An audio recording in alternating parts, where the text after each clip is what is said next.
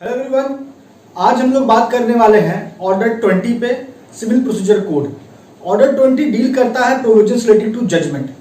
Order 20 basically procedural provisions है relating to the judgment, और वहीं दूसरी ओर आपको ऑर्डर 20 के साथ सेक्शन 33 को भी पढ़ना है। सेक्शन 33 है substantive provisions regarding the judgment. अभी हम लोग ऑर्डर 20 को डील करेंगे, लेकिन उससे महत्वपूर्ण है कि हम लोगों ने सिविल प्रोसीजर कोड का ऑर्डर 1 से ऑर्डर 19 तक पार्टीज टू दी सूट से लेके एफिडेविट तक के प्रोविजंस को हम लोगों ने ऑर्डर 1 से ऑर्डर 19 के अंतर्गत आने वाले हर एक रूल को तोड़ तोड़ के सरल भाषा में, सिंपल लैंग्वेज में डिस्कस किया है। अगर आपको वो लेक्चर्स को देखना है तो आपको उन सभी लेक्चर्स का लिंक मिल जाएगा डिस्क्रिप्शन बॉक्स में, या फिर आप हमारे चैनल पे जाके सिविल प्रोसीजर कोड के सेक्शन प्लेलिस्ट में सर्च करोगे, आपको मिल जाएगा।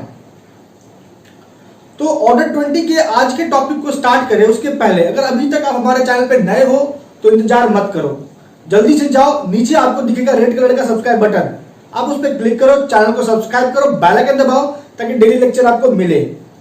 अगर आपको कोई भी समस्या है लॉ से जुड़ा हुआ तो आप मुझे इंस्टाग्राम पे फॉलो करो, इंस्टाग्राम पे डीएम करो, इंस्टाग्राम का भी लिंक मिल जाएगा आपको डिस्क्रिप्शन बॉक्स में। तो चलिए बिना समय गवाए स्टार्ट करते हैं आज के लेक्चर को। सबसे पहले हम लोग बात करेंगे रूल 1 का। ऑर्डर 20 रूल 1 क्या कहता है? Judgement when pronounced. मैं आप लोगों से फिर रिक्वेस्ट करता हूं कि जब भी आप हमारे लेक्चर को देखते हो तो अपने पास कंसर्निंग सब्जेक्ट का बेरक या टेक्स्ट बुक जरूर रखो और नोटबुक भी पास में रखो, और बोर्ड में लिखा हुआ बात आप अपने नोटबुक में राइट डाउन करो। आपका जो कॉन्सेप्ट है वो क्रिस्टल क्लियर होगा, आपको आपका खुद का नोट भी आपके पास अवेलेबल हो जाएगा।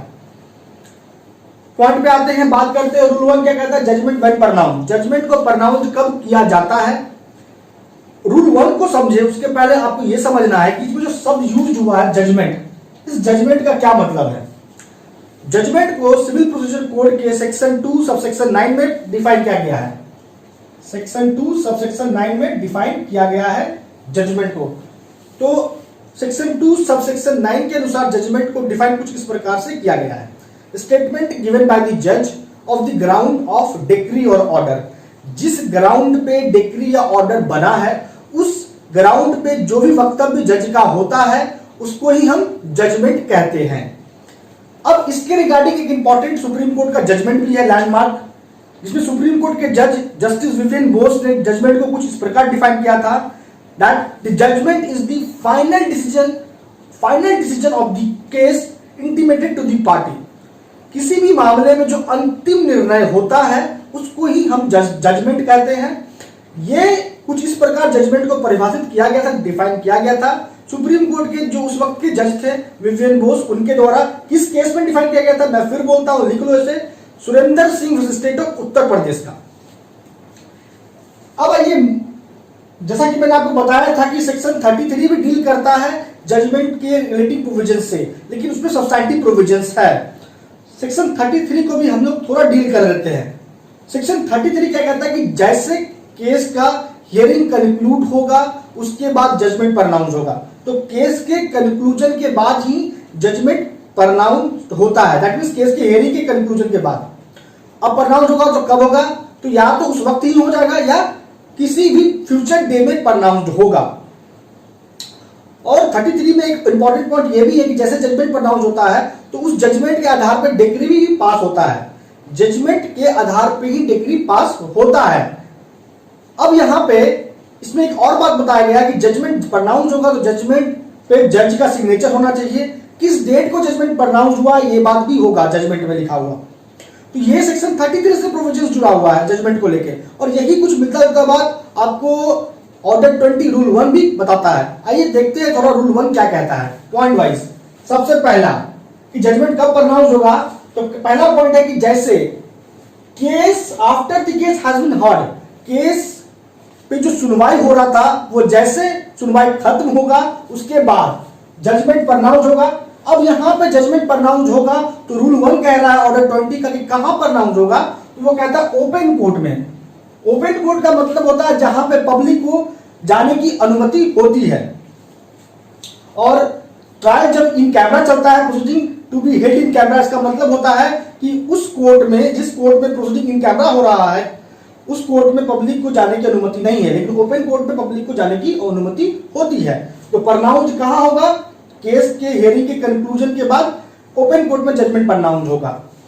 अब प्रोनाउंस कब होगा? तीसरा नंबर पॉइंट कहता है, तो कहता है आइदर एट वंस, उसी वक्त हो जाएगा जैसे हियरिंग कंक्लूड हुआ केस का, सूट का, उसके बाद ही जजमेंट प्रोनाउंस हो सकता है, या फिर सुन देर आफ्टर, भविष्य में कभी भी प्रोनाउंस किया सकता है। कभी भी का मतलब ये नहीं है कि कोई भी इंडेफिनिट पीरियड में, पीरियड भी प्रिस्क्राइब्ड है कि कितना दिन के भीतर जजमेंट को प्रोनाउंस कर देना है अगर जजमेंट इन फ्यूचर प्रोनाउंस होगा तो। चौथा नंबर कहता है कि अगर जजमेंट, देखिए चौथा नंबर पॉइंट इसी बात पे डील करता है।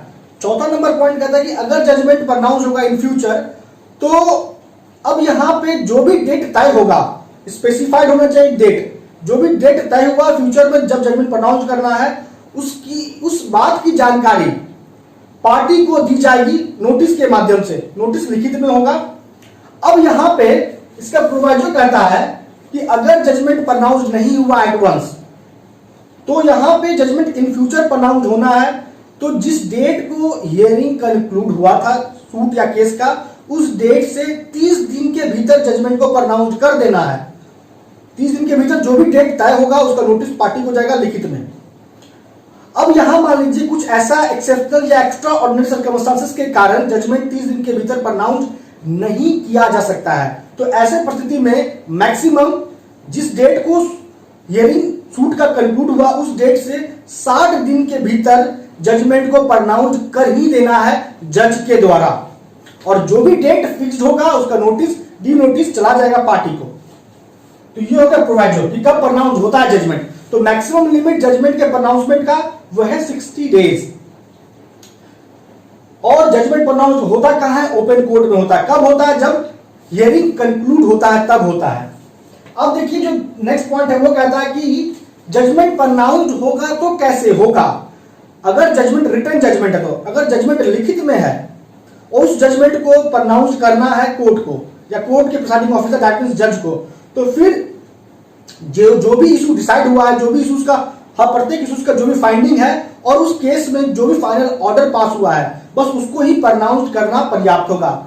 पूरे होल जजमेंट को प्रोनाउंस करने का आवश्यकता नहीं है अगर जजमेंट लिखित में है तो। ये हो गया इस पॉइंट से इतनी सारी बातों की जानकारी।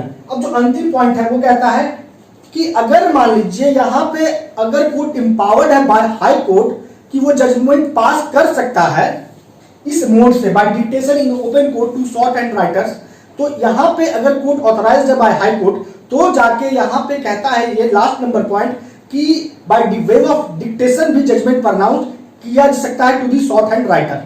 तो ये हो गया रूल 1 से आपको इतनी सारी बातों की जानकारी, ऑर्डर 20। अब आगे बढ़ते हैं, बात करते हैं रूल 2 का। कुछ भी छूटना नहीं चाहिए, हर एक बात आपको जानना बहुत जरूरी है, इसलिए मैं बार बार बोलता हूं कि बात को तोड़ के समझाने की कोशिश करता हूं कि आप एक बार में समझो बात और आप कभी नहीं बोलो। रूल 2 का बात अगर करें तो रूल 2 में कहता है power to pronounce judgment written by जजेस प्रीडिसेसर्स, मतलब कि अगर मान लीजिए एक कोर्ट है, आपको थोड़ा इसको इलस्ट्रेट करके समझाना होगा ताकि आपको अच्छी से बात समझ में आए। एक कोर्ट है, इस कोर्ट में ए है, इस कोर्ट का अभी आज के डेट में प्रिसाइडिंग ऑफिसर दैट मींस जज ए है।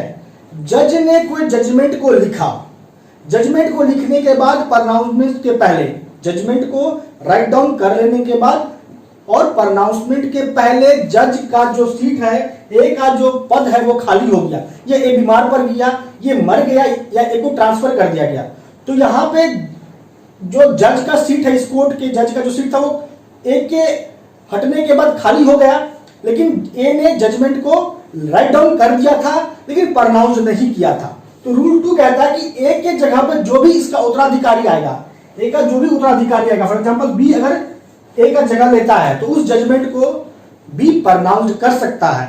इस बात को लेके इंपावर्ड कौन कर रहा है, कौन सा प्रोविजन बी को, तो ऑर्डर 20 का रूल 2 ये है। अब रूल 2, अब आगे बढ़िए बात करते हैं रूल 3 का। रूल 3 कहता है जजमेंट टू बी साइंड, ये बहुत इंपॉर्टेंट है। रूल 3 इंपॉर्टेंट रूल है। रूल 3 क्या कहता है? Judgment to be sign. जो भी जजमेंट प्रोनाउंस होगा उस जजमेंट पे जज का सिग्नेचर होना अनिवार्य है। अब यहां पे जो इंपॉर्टेंट पहलू है रूल 3 का वो ये है कि अगर एक बार जजमेंट प्रोनाउंस होने के बाद जज के द्वारा साइन हो गया तो उसके बाद उस जजमेंट को अल्टर बदला नहीं जा सकता है, ना ही उस जजमेंट में कुछ ऐड किया जा सकता है। लेकिन तब किया जा सकता है, जनरल रूल कहता है कि नहीं किया जा सकता है। जजमेंट प्रोनाउंस होने के बाद नहीं, जजमेंट साइन होने के बाद जजमेंट में कोई बदलाव नहीं होगा जब तक unless otherwise provided by the civil procedure code. तो जनरल रूल क्या कह रहा है कि जजमेंट अल्टर्ड नहीं होगा after sign off the judgment by the जज। लेकिन कब हो सकता है अपवाद भी आपको जानना है। तो दो ही परिस्थिति में जजमेंट साइन होने के बाद भी उसमें बदलाव, उसमें अल्टर, उसमें ऐड किया जा सकता है। वो किस प्रोविजन के अनुसार किया जाएगा सिविल प्रोसीजर कोड का? तो वो है पहला, रिवीजन के केस में, इन केस ऑफ, माफ कीजिए, in case of review, review के केस में अंडर सेक्शन 114, और दूसरा है section 152 amendment of judgment decree and order. तो ये दो प्रोविजंस के अनुसार जजमेंट साइन होने के बावजूद भी अल्टर्ड होगा जज के द्वारा, रिव्यू के केस में और सेक्शन 152 के अनुसार। तो ये है रूल 1 से रूल 3 तक के प्रोविजंस। ज्यादा लंबा नहीं खींचेंगे, वीडियो बड़ा होता है, मैं आपको तोड़ के हर बात बताऊंगा, और ऑर्डर 20 का भी हर एक रूल मैं आपको समझा दूंगा। आपको कोई टेंशन लेने की जरूरत नहीं है।